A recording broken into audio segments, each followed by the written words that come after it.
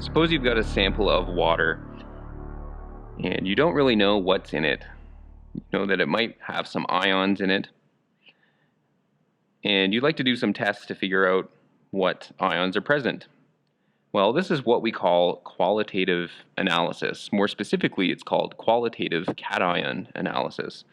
We can actually perform a series of diagnostic tests to determine the presence of certain ions that are dissolved in a sample of water. So I'm going to do an example with you here on what this might look like. So in this sample of water, let's say I know that there's some collection of sodium ions, potassium ions, ammonium, strontium, barium, calcium, and silver ions. And what I'd like to do is test for the presence of some of those ions. Let's say I'd like to know if there's strontium in there, or I'd like to know if there's some barium in there. Okay, there might be some in there, and what I'm going to do is do these tests to see if they are in fact in there. So one of the things I can do is a precipitate test. I can add another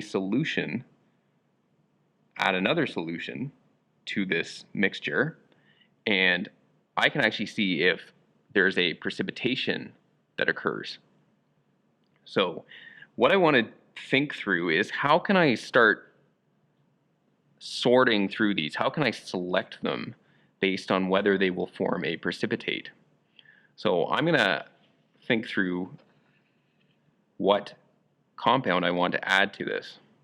And I notice here that hydroxide ions, when they are in the presence of anything from group 1, or ammonium, strontium, barium, or tellurium, that they are very soluble.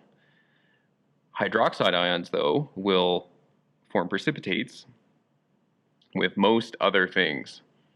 So in this case, most other things would refer to calcium and silver ions. Sodium, potassium are in group 1. Ammonium, barium, and strontium are soluble with hydroxide. Calcium ions and silver ions are not soluble with hydroxide. So what I can do here is I could add a solution of sodium hydroxide. And what I'm really adding here is the hydroxide ions. The sodium doesn't really matter because it's just going to be a spectator ion. What I'm actually adding is the hydroxide ions. So what's going to happen here is that I'm going to form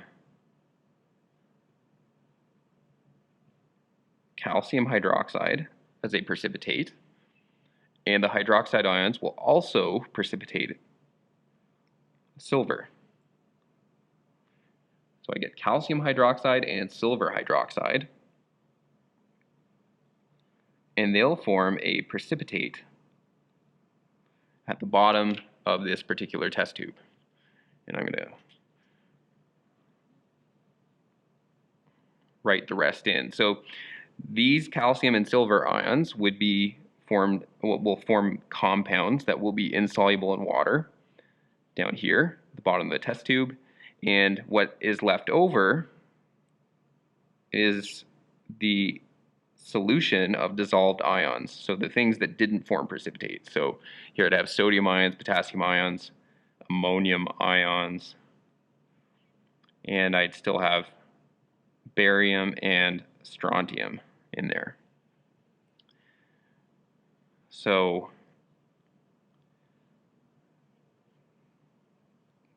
remember, this one here at the bottom is called a precipitate. The one up here at the top, the word that we use for it is filtrate, because we're going to actually filter this. You can filter this and precipitate will be isolated, and we can collect this filtrate, and we can actually add something else to this filtrate, because now I've got 5 things in here, but I'd like to separate them a little bit further. So is there another compound, dissolved compound, that I can add to this to further separate these ions that are left over in the filtrate. So let's have a look. Well, I see here that sulfate, adding sulfate ions, sulfate will be very soluble with most cations, but sulfate is just slightly soluble with barium and strontium. So if I still have any barium or strontium in there, they should form a precipitate with the sulfate. And everything else, like the potassium and sodium and ammonium, will stay as a filtrate. They'll stay in solution with the sulfate. So when I add sodium sulfate, once again, the sodium is really just a spectator ion. I am in fact actually just adding the sulfate.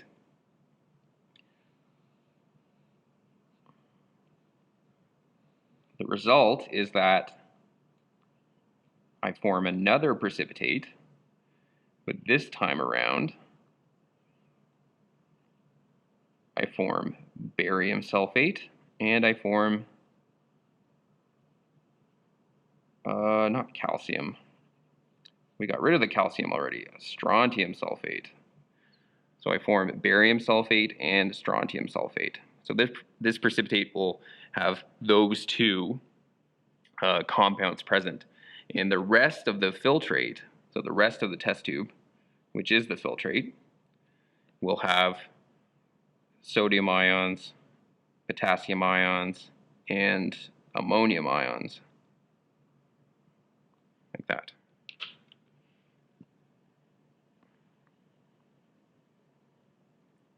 So now that I've separated a little bit, and let's say I really want to know, is there strontium in this sample?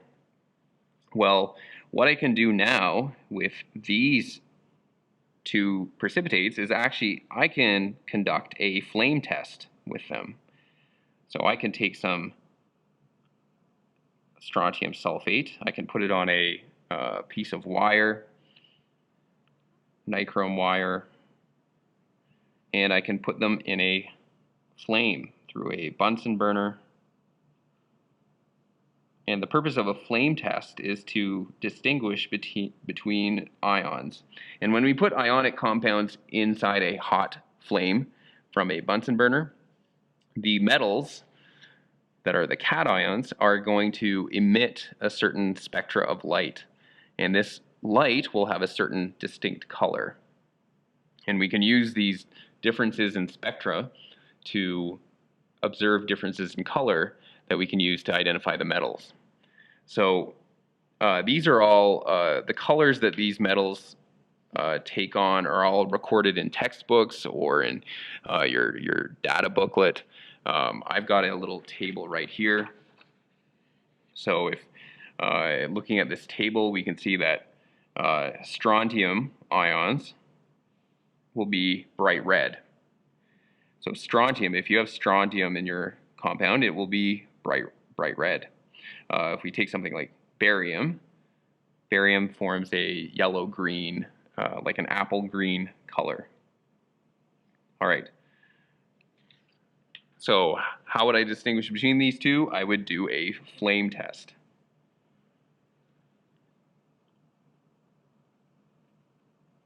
So flame test is another diagnostic test that we can perform.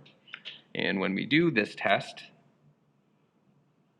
well, this is not completely accurate. What's the best way to draw this?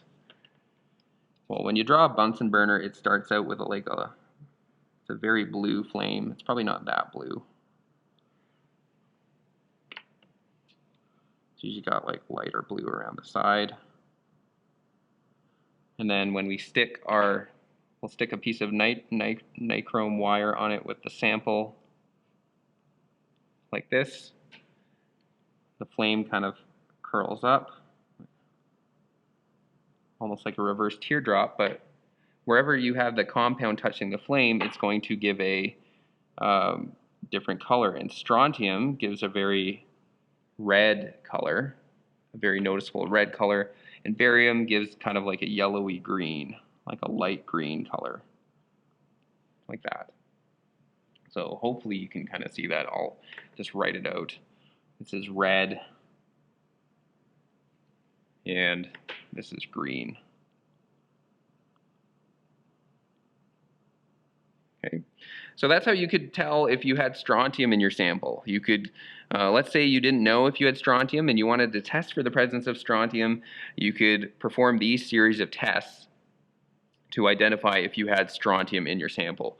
Now, it wouldn't tell you anything about how much is in there. That's where we would have to use some quantitative analysis, which is what we're going to be studying the rest of our unit. But qualitative analysis will at least tell me if it's there in the first place. Same thing, like if I wanted to know if barium was present in the sample of water, I would perform all these tests, and if I isolate the precipitate and stick it in, it's like, oh, I get a green color. Okay, that would tell me that there's barium in there. You know, you could even do tests on the filtrate further to this. You could do a flame test with sodium. So sodium, let's just write it out here. Sodium is supposed to give like a bright yellow orangey color. So when you do a flame test with sodium, sodium will be orange like that. Potassium, kind of cool. Potassium will give you a lilac color like that. So these two will give different colors also, and that's really only the difference. The only way that you can distinguish between sodium ions and potassium ions qualitatively in solution is to do a flame test, because they have almost the same solubility with everything. So you need to do a flame test, and the way you do that is sodium usually shows up as orange flames, orangey yellow flames, and then potassium is like a light pink lilac color. Pretty cool. This is also the way that you can make your fires different colors. You can throw in some ionic compounds to add some color to your campfires. Anyway, don't do this at home. All right, that's it for this video. Thanks.